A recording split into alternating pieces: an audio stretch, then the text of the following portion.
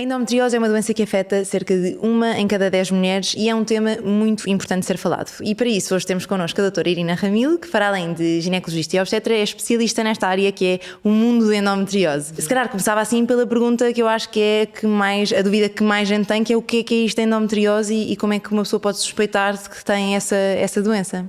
Pronto, a endometriose é uma doença crónica, benigna, e que se estima que ocorre em 10% das mulheres. O que é que nós podemos pensar em ter endometriose ou não? A endometriose são as células endometriais, que são as células que descamam do útero todos os meses quando nós menstruamos e que se pensam que vão alojar noutros sítios e vão desenvolver nódulos que podem provocar estas dores. É como se este tecido endometrial fosse ectópico, fosse fora do sítio habitual. Em vez de estar só ali na cavidade uterina, ele vai para outros sítios, como pulmão, intestinos. Maioritariamente são manifestações pélvicas, portanto na zona pélvica, na zona do útero, dos ovários, mas depois pode ter manifestações extrapélvicas, como falaste do pulmão. Felizmente são um bocadinho mais raras, não é? Isso, é verdade. E tendo em conta esta patologia, portanto o facto de nós termos tecido endometrial noutros sítios do corpo, é isso que acaba por fazer com que haja muita dor associada, não é? Portanto, como nós temos cada vez que menstruamos, da mesma forma que o tecido endometrial cresce, vai crescendo noutros sítios e é isso que acaba por provocar dor, que é um dos sintomas principais da doença. Quando nós menstruamos a nossa menstruação e depois vamos menstruar nesses sítios onde essas células endometriais estão e que vai provocar maioritariamente as dores menstruais. Claro que há outras manifestações em relação à endometriose, não é só a dor menstrual. Há a dor menstrual, há a dor na relação, há a dor quando se evacua e a dor quando se tem uma micção. E até a dor pélvica crónica ou ocasional. E portanto são dores que muitas vezes são incapacitantes e essas são as manifestações que as mulheres devem estar mais alerta para pensar se podem ter endometriose ou não. Há esta ideia de que a endometriose é provavelmente muito subdiagnosticada, não é? Porquê achas que isto acontece? É porque os sintomas, não é? Nós agora falamos disto e parece que, claro, que se uma pessoa tem dor crónica, se uma pessoa tem dor na relação sexual, faz sentido que peça ajuda, mas se calhar este pedido de ajuda não costuma acontecer assim tanto, não é? Sim, porque eu acho que este marketing de as dores menstruais não são normais é importante, não é? Mas também temos que ponderar, porque é normal nós quando temos menstruação termos alguma dor menstrual, mas é uma dor ligeira, uma dor primária que surge nos primeiros dias, que se alivia com um paracetamol ou com um saco de água quente ou com exercício que alivia ao longo do dia. É diferente de uma dor menstrual provocada por uma endometriose, que é uma dor que persiste, que se mantém toda a menstruação e que é incapacitante e muitas vezes leva mulheres a não conseguirem trabalhar ou a não conseguirem... com incapacidade das atividades da vida diária. Mas então faz sentido que nessas alturas, quando a dor é de facto incapacitante, e lá está, não falamos do desconforto que é natural do ciclo menstrual, aí faz sentido pedir ajuda e este pedido de ajuda é importante. O que eu sinto também é que às vezes o processo de diagnóstico todo é muito difícil, não é? Porque nós, por exemplo, nos cuidados de saúde primários, acaba por ser muito difícil diagnosticar endometriose e daí ser tão importante o acompanhamento com alguém que seja especialista, porque mesmo dentro da área da ginecologia nem toda a gente está habituado. E é um diagnóstico difícil de fazer, Sim, não é? Há duas fases. Primeiro é até a mulher ter dor, até decidir, pensar se aquela dor é realmente importante e levá-la ao médico, não é? Depois há toda a outra parte que é em relação aos exames complementares de diagnóstico, é preciso até o próprio clínico estar desperto para isso, porque mesmo na ginecologia nem todo o ginecologista consegue logo à partida fazer o diagnóstico de endometriose, é preciso estar muito atento. E os exames complementares de diagnóstico, por exemplo, uma mera ecografia pode não detectar lesões que às vezes são tão pequeninas que numa ecografia normal, dita de rotina, não são detectáveis e portanto leva muito tempo, estima-se entre 7 a 10 anos em termos de diagnóstico. E depois isto é uma coisa que eu acho que acaba por acontecer, é a pessoa que tinha dores menstruais, pensou, não, isto são dores incapacitantes, foi pedir ajuda, fez uma ecografia e disse, não, mas endometriose não é porque eu fiz uma ecografia e não era. E às vezes, nós sabemos que até, eu tenho ideia que às vezes só mesmo com laparoscopicamente é que se fazem diagnósticos, claro que há de ser mais raro, mas às vezes os exames de imagem não são suficientes para fazer este diagnóstico, não é? Sim, até mesmo na própria radiologia, na própria imagiologia, os exames que se pedem, há clínicos que estão mais despertos permite detectar esta endometriose do que não, ou seja, é preciso fazer alguns protocolos diferentes, não é uma ecografia ginecológica normal, nem é uma ressonância pélvica normal. Muitas vezes leva um contraste, uma série de coisas que permite fazer o diagnóstico de lesões mais pequeninas. Se for então muito incipiente, muito pequenina, então aí só a laparoscopia que acaba por fazer o diagnóstico. Já me aconteceu mulheres virem à minha consulta e não se queixam de sintomas, e eu própria costumo perguntar, e depois no exame objetivo vejo uma lesão no fundo de saco, portanto quando observo o colo vejo a lesão, e depois voltando a história ao contrário, a mulher percebe que afinal tinha dores e que ela própria desvalorizava, portanto o diagnóstico não é linear e leva estes anos todos por isso, não é? Pela própria doente, pelo próprio clínico e dos exames. Pois, nós temos tendência a pensar nas dores menstruais como assim o sinal flagrante da endometriose, mas então no fundo... Mas às vezes pode não ser. Exatamente. Às vezes pode não ser. Pode ser só, por exemplo, dor nas relações e não ter dor menstrual. Mas daí também perceber que uma pessoa sempre que tem relações sexuais tem dor e tem desconforto, então se calhar também vale a pena marcar uma consulta de ginecologia. E essa dor normalmente é uma dor profunda, não é a dor na entrada, não é a dor superficial, é a dor lá no fundo. Ok, porque... E existem assim fatores de risco, ou qual é o papel, porque nós não percebemos bem porque é que esta doença acontece, não é? Qual é o papel dos estilos de vida e que fatores de risco é que nós conhecemos e sabemos que existem? Pronto, a etiologia é desconhecida. Mesmo a fisiopatologia, ou seja, o mecanismo para chegar à endometriose é difícil, ainda não se chegou à conclusão, porque se fosse por menstruação que vai pelas trompas e volta para trás e estas células se alojam, então depois não havia manifestações no pulmão ou cerebrais, portanto também há aqui um fator provavelmente sanguíneo, linfático, que para poder migrar até àquela outra zona. Depois há fatores de risco que sabe, porque sabe que há uma predisposição na família, por isso a própria família há 8 a 10 vezes maior risco em primeiro grau. Há de haver aqui uma componente genética também. Há de haver um componente genético que também é desconhecido. Depois há alguns fatores de risco, nomeadamente, por exemplo, malformações uterinas, úteros que não estão bem ou que têm alguma obstrução, que vai mais no sentido desta teoria da menstruação voltar para trás. Esses são os principais fatores de risco. Depois...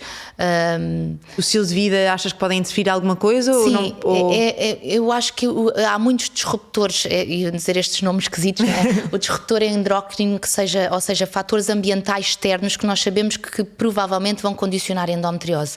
Nos casais não é assim tão raro uma mulher quando tem endometriose haver, por exemplo, alterações do esperma do homem, portanto parece que há aqui algum fator externo que provoca estas alterações. E nós sabemos, eu também acho que cada vez há mais endometriose, não pode ser porque também diagnosticamos mais, mas provavelmente por estilos de vida, não é? Nós temos uma vida muito mais industrializada e estamos muito mais sujeitos a estas alterações endócrinas e coisas que nos acontecem e que alteram, e por isso o estilo de vida, uma vida saudável em termos de nutrição e de exercício físico, provavelmente melhoraria em termos de diagnóstico de endometriose. Às vezes também lá está, por ser uma doença tão subdiagnosticada e ainda estarmos aqui, cada vez há mais casos, mas também ainda há muitos estudos para ser feitos, se calhar também é difícil fazer já estas associações de o que é que está a provocar a doença, não é? E certamente avançando o tempo vamos tendo mais... difícil, não é? Porque, por exemplo, uma das coisas é a dor a evacuar. Ora, se nós tivermos a parte intestinal a funcionar melhor, que tem a ver com a nossa alimentação, também melhora esta dor a evacuar e, portanto, nós não sabemos se é causa e efeito. Tudo que provoca obstipação ou prisão de ventre vai agravar as queixas, não é? Porque se a pessoa isso por si só já provoca mais dor. Uma das grandes preocupações quando a pessoa ouve a palavra endometriose é a questão da fertilidade, não é? Eu acho que é uma coisa que assusta muitas mulheres e é muito habitual elas pensarem: oh meu Deus, agora tenho endometriose, como é que eu vou engravidar? Isto é uma preocupação real? É um diagnóstico, é um rótulo que devemos de imediato pôr? Ou não é bem assim? Eu acho que é isso. Acho que as mulheres, quando têm o diagnóstico de endometriose, a primeira coisa é: não vou conseguir engravidar. Nós sabemos que as mulheres inférteis ou os casais inférteis têm uma percentagem grande de endometriose, 30% a 50% têm endometriose. Mas é diferente, é ver da infertilidade para a endometriose e não vermos da endometriose para a infertilidade, porque depois quem tem endometriose, só 1/3 é que vai ter mais dificuldade em engravidar.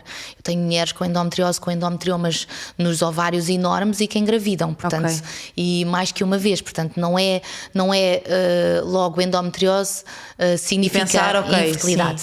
Nós sabemos que quem tem endometriose pode ter esta distorção anatómica, portanto o útero, os ovários estarem todos muito aderentes, porque quando nós vamos a uma cirurgia de endometriose a anatomia habitual está toda distorcida, tão distorcida mais que uma doença oncológica, que um cancro. Portanto, é muito difícil cirurgicamente porque a anatomia está toda diferente. Não é o mesmo que e nós não sabemos que assim. ali está um órgão e ali está outro. Há uma grande distorção. Esta própria distorção anatómica faz com que as mulheres tenham mais dificuldade em engravidar, porque, por exemplo, têm trompas distorcidas. Portanto, o processo todo do óvulo chegar ao útero, etc. Não tudo se mais faz, pronto. E por isso têm também mais probabilidade de ter gravidezes ectópicas, gravidezes fora do sítio, porque ficam na trompa e não chegam ao alvo, não é?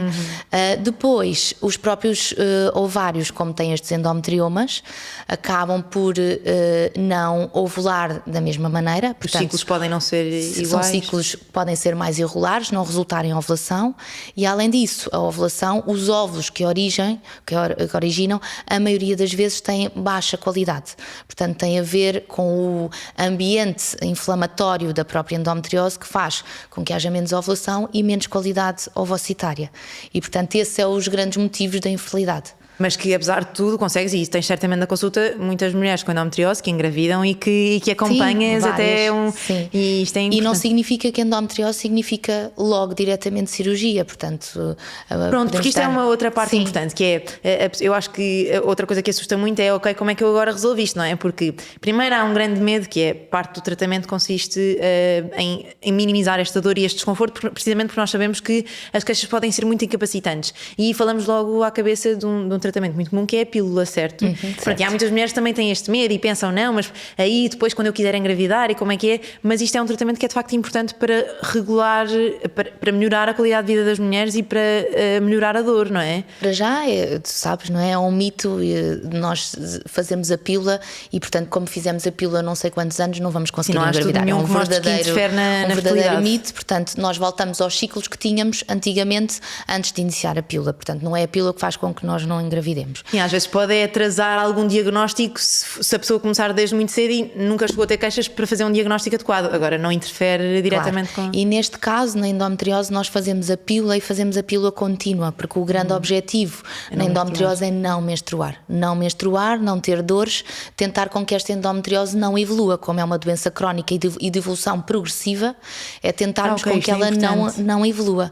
Pois, porque a questão é, ao deixar, portanto, não tratando, ela vai progredindo, não é? Eu não tinha tanto esta noção de progressão, portanto eu achei que no fundo, claro, podes viver com as dores e tens o diagnóstico, mas no fundo é mais fácil, mas então há esta ideia também de progressão Sim, eu por exemplo, como eu trabalho num hospital público e a lista de espera é enorme para chegar a uma cirurgia de endometriose, eu tenho as mulheres até à proposta, até à cirurgia, muitas vezes a fazer tratamento médico.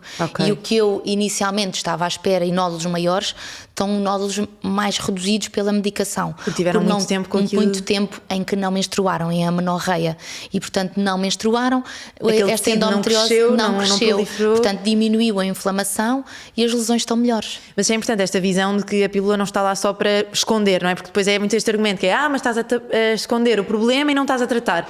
Mas pelo visto tem um papel terapêutico também, não é? Nem que seja pela regulação hormonal. E é verdade que é praticamente o único tratamento que nós temos. Depois existem outros tratamentos que induzem uma espécie de menopausa, mas são tratamentos que também têm outros efeitos secundários diferentes mais em relação à pílula. Sim. E depois temos a parte do tratamento cirúrgico também, não é? Que não é para todos os casos de endometriose, certo? Claro. Mas que às vezes pode ser... Em que caso é que acaba por ser uma opção...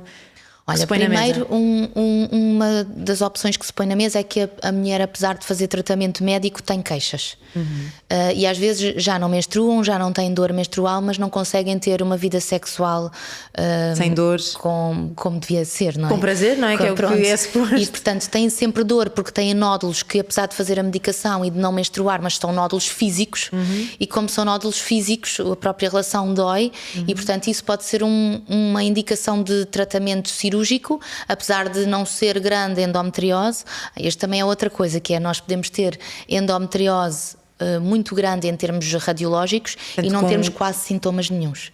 E podemos ter mulheres que têm sintomas incapacitantes e uma endometriose muito pequenina. E muito difícil de diagnosticar, e, portanto, isto provavelmente. também, em termos clínicos, nós temos que despertar isso, não é? Valorizar a dor da mulher, porque ela pode não ter quase nada nos exames radiológicos e depois ter uma dor e uma incapacidade de vida importante. Sim, pode haver essa tendência de então, mas nem tenho uma endometriose assim tão verdade, grande, porque é que é isto? Sim, e a dor é um processo relativo, não é? Eu digo sempre isto, porque na consulta nós lidamos muito com dor e de facto a dor é o que o doente sente, independentemente de ter lá uma causa muito óbvia para nós ou não é? É importante ouvirmos a mulher, não é? Sim. Depois, outra das indicações é, por exemplo, endometriomas, são os quistos nos ovários muito grandes, muito volumosos, têm indicação cirúrgica, acima de... Acaba por ocupar mais espaço e provavelmente ter mais sintomas associados. Acima de 5 centímetros tem mais indicação. Não quer dizer que nós não tenhamos um endometrioma de 7 e não façamos medicação e não melhore, mas depois, quando os endometriomas são muito volumosos, têm essa indicação cirúrgica. Ok.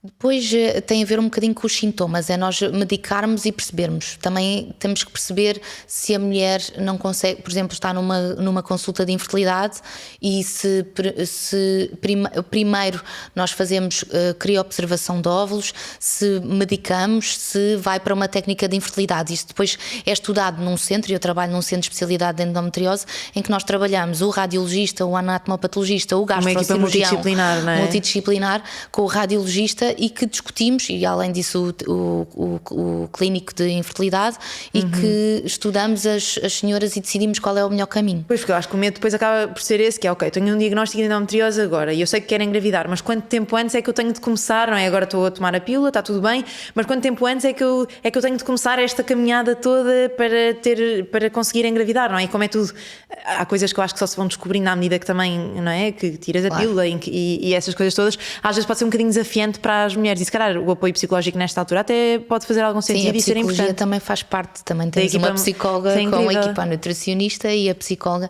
que dá apoio. Esta dor incapacitante psicologicamente altera a vida da mulher e altera a vida de um casal, claro. Não é? Portanto, isto também e na a vida consulta, laboral, não é? Sim, sabemos que leva a absentismo na consulta laboral. Também temos que incluir o parceiro, porque também sofre um bocadinho com esta doença crónica. E também tem de saber dar apoio, claro. E tudo mais.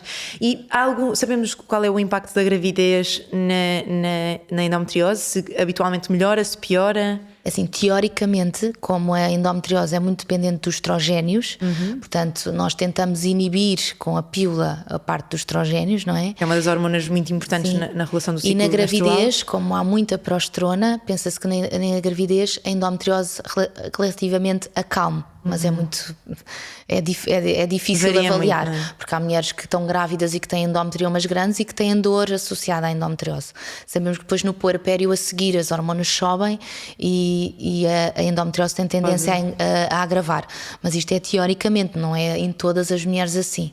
Ok. Sim, isto é um mundo. Eu sinto que estava a falar 2 horas sobre a endometriose. Mas, calhar, então, se tu agora tiveres aqui alguém que tem umas dores menstruais e que esteja a ouvir, o que é que tu achas que é importante reter desta conversa e de quando fazer um pedido de ajuda e de quando pedir ajuda? Pronto, eu acho que importante é se calhar primeiro avaliar os sintomas, ter a consciência dos sintomas, porque hoje em dia eu também na minha consulta tenho muita gente que eu venho para aqui saber se tenho endometriose. Sim, não já é? Porque se fala tanto, é uma doença neste momento, antigamente não se falava, agora está um bocadinho na moda, não é? E também na tua consulta has de ter todas as pessoas que... Sim. Eu acho que estes 10% na minha consulta acho que todas têm, não é? Porque claro. Como vejo tanto endometriose, acho que todas as mulheres têm. E eu acho que é importante ver os sintomas, ter a noção dos sintomas todos e perceber a intensidade deles, se são incapacitantes ou não e se tem um bocadinho de todas estas dores que nós falámos inicialmente e depois procurar ajuda. Claro que a ajuda pode passar primeiro pelos cuidados primários, sabendo que é preciso dirigir aos clínicos especializados para poder diagnosticar verdadeiramente. E nós falávamos há pouco que no SNS temos pouco, não é? Em termos de público, apesar de tudo, eu acho que é um diagnóstico que ainda se faz mais no privado, porque é onde temos mais recursos e lá está, requer esta equipa de um radiologista que saiba, requer esta articulação toda de pessoas especializadas nesta doença, porque ainda é uma coisa nova. O radiologista tem um papel extremamente importante, porque as lesões passam e não se vê, e nós precisamos de ajuda para perceber, não é? Nós não podemos optar por fazer uma laparoscopia a todas as mulheres para fazer um diagnóstico, não é? Embora nós saibamos que é o único que faz diagnóstico, que é tirar a biópsia e fazer. E dizer aquilo é tecido endometrial. Verdadeiramente nós já mudámos a perspectiva e mudamos um bocadinho para os exames complementares de diagnóstico do que para a cirurgia laparoscópica diagnóstica. Então esta parte se calhar também é importante, não é? De não, às vezes, porque pode acontecer uma pessoa dizer não, mas isso não é endometriose, mas às vezes portanto, procurar um apoio especializado pode fazer a diferença entre um diagnóstico bem feito ou não, não é? Sim, e cirurgicamente é preciso uma equipa dedicada, porque nós dizemos sempre que a primeira cirurgia de endometriose é a melhor. Quanto mais lesões nós tirarmos e mais limpa ficar aquela cavidade pélvica, podem ser várias. Nós podemos ter numa endometriose necessidade de uma ressecção intestinal, porque há endometriose no intestino. Retirar um pedaço do intestino àquela mulher e que limita futuramente aquela mulher. Portanto, temos que ter. As coisas podem ter uma extensão muito diferente e daí ser. E lá está, daí quanto mais precoce for o diagnóstico, também melhor toda esta caminhada, que é certamente dura e que precisa de muito apoio também. Não é? E nos endometriomas temos que tentar preservar o máximo de tecido ovárico para aquela fertilidade futura daquela mulher, não é? Pois, isto é todo um mundo e de certeza também podem saber mais na tua página, onde falas sobre isto e muitos outros temas. Mas pronto, muito obrigada, isto foi muito esclarecedor. Obrigada, e eu acho que cada vez mais, lá está, porque apesar de tudo ainda é um assunto que eu acho que é muito desconhecido e as pessoas ouvem falar mas ainda não sabem bem o que é, e por isso toda a informação é necessária. Muito obrigada, Irina. Obrigada, Margarida.